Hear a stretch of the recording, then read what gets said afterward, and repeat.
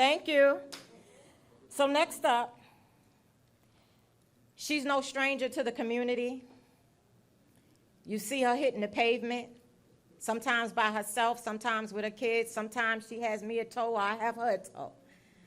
She's an activist, a mother, a warrior, and she's been on the front lines as well since 2015. Please receive Keesha Taylor.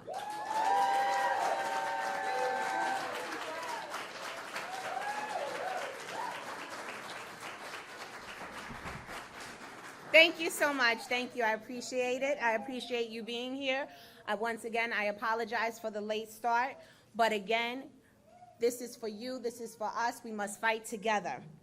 The New York City Housing Authority mission is to increase opportunities for low and moderate income New Yorkers by providing safe, affordable housing, facilitate access to social and community service. Has NYCHA lived up to this mission statement? No. Absolutely not. That's right.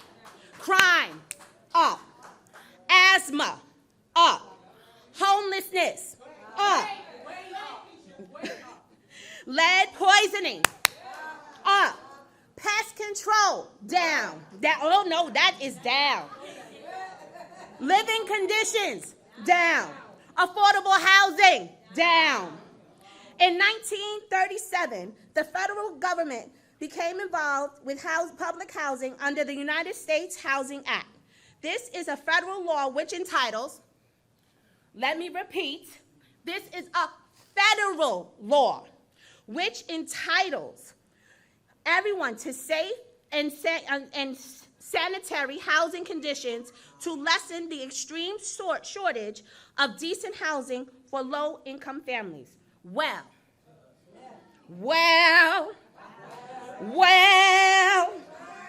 let me just tell you, dear federal government, you have dropped the ball, okay? Good evening, everyone. My name is Keesha Taylor, and I was born and raised right here in Holmes Towers. So I want to tell you just a little bit about myself. I went to OLGC, school right around the corner. I went to PS 158, Wagner Junior High School, Humanities High School, and I received a Bachelor of Science from New York City College right uptown. So I am born and raised right here in this area, right in New York. I know about NYCHA. I live in NYCHA. I am NYCHA. So this is my life, this has been my life, and this will be my children's life. So we know about this, and we are about this. So we have got to do more, and we have got to do better. When my parents moved to New York, they lived uptown in a tenement on 143rd Street in Harlem. Moving into Holmes was like a golden ticket for my mother. She was like, moving on up, moving on up, moving on up to the east side. You know, she was ready. She was happy. Those were the days when NYCHA did home inspections. Those were the days when they made sure that you were qualified to move into their apartments.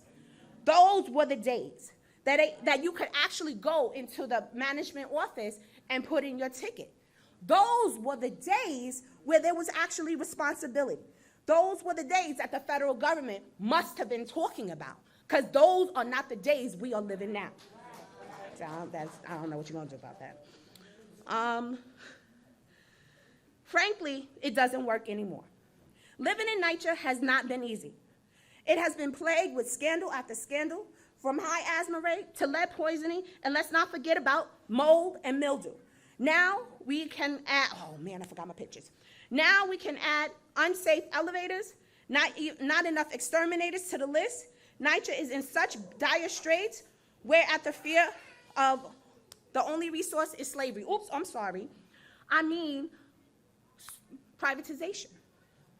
What else would you call a plan to sell land being used by people, but mostly people with melanin?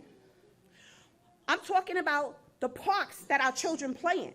I'm talking about the parking lot that our people use. I'm talking about building luxury high-rises where only a small section is going to be allotted to people of low income, with low income residents. Meanwhile, NYCHA and the developers play this three-card Monte game to see where the revenue is going to land, and most of it is not going to go for the residents.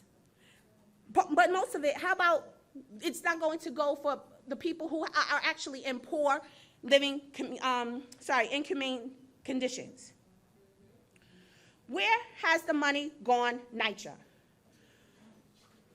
We know it's not in repairs. This room would not be full as it is if it was in repairs. We would not be here right now if all the money that they were getting was going to repairs. NYCHA has sold our repairs to the lowest contractors, worst vendors, and incompetent workers. We're lucky if they show up at all. NYCHA is known for implementing rules and regulations that they never enforce. However, let us be late with our rent. We get a notice on our door for the whole wide world to see, and all of our business is out there. And now NYCHA has hired a brand new head whose salary is $400,000 plus, and this is more, but there's no money for repairs. So this is yet another problem. This is 2 times that of his predecessor, and more than our mayor is even receiving. The mayor went on his lovely presidential tour with raising money for extra protection for him and his wife, but now he's given up that race. And now his new focus is for universal pre-K for 3-year-olds, health care for all, and guaranteed pay, vacation. Those are all great. But my question to you, dear mayor, is what about NYCHA? What about us? Didn't we help you get elected for your second term? Wasn't that your promise? Didn't you promise us $2 billion? Where is that? What's exactly? Like Saundrea stated, we here at Holmes had this thing called infill, and you made a deal. We needed $32 million, and your deal was for 25. What kind of deal was that? This deal, the percentage that was given to us, there was no promise that was going to give to us, and we never knew where this money was going to go. I want to remind you that there is an attack on low-income housing, and that mayor does not have our back. So there's an attack on low-income housing, and our mayor does not have our back. He has moved on, left us behind, and he does not have our back. So this is the true driving force behind the shortage of housing. The true driving force behind the private-public partnership. There's a true driving force behind the attack on low-income housing are these luxury apartments being built all around the city. If you're lucky to get picked for the lottery to move into a mixed-income housing, their requirement is $50,000 to $70,000 for a family of 3. The only problem with that is that if you're a middle-income family of 3, the major money that you're making is $20,000 to $40,000. How are you getting in? I'm going to remind you 2 things. The mayor has left you behind, and there is an attack on low-income housing. The last thing I want to remind you, because I have gone over my time and I apologize, but I want you to know and I want you to understand that there is an attack on low-income housing, and it is very important for you to remember this. NYCHA's mission statement states, the goal is to increase opportunities for low and moderate income New Yorkers by building safe, affordable housing and facilitating access to social and community services. If you don't stand for something, you will fall for anything. NYCHA and the federal government has dropped the ball on its residents. We need to unite, and we need to come together and let them know that we will not stand for this. Please attend your tenants association meetings, and if you don't want to attend that, you need to know about what's going on. So join an organization. You don't have to join ours, but join something. Because if you don't stand for something, you will fall for anything, and this is the okey doke. Jimmy Jive, whatever you want to call it, 3-card Monty, but they are trying to take your land, your air, the everything, your parking, everything. So please get involved because we need to do something, and the best way to do it is to unite. So please get involved. Thank you for your time.